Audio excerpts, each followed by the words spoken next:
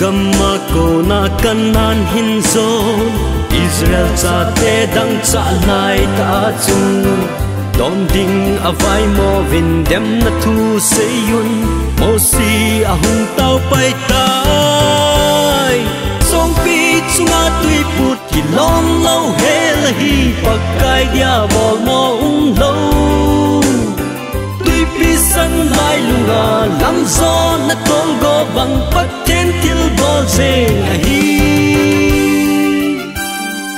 Elman atagam diu kichat na in mo si chunga apun tan mo uve in la hing sing pathin ami te chu mei kong mei rang in apui song pi chunga tui put ki long lo he la hi pakai dia bol mo lo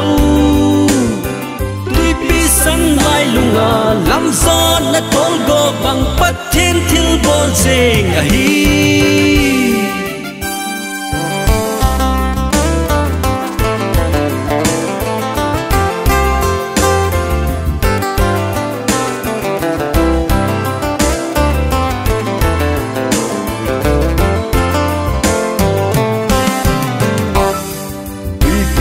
kinong lai pal ding yel mo in mel mate hung hung pai ding kon a hitai mo sin ating golin se min ki khen pathin lo pi amu ve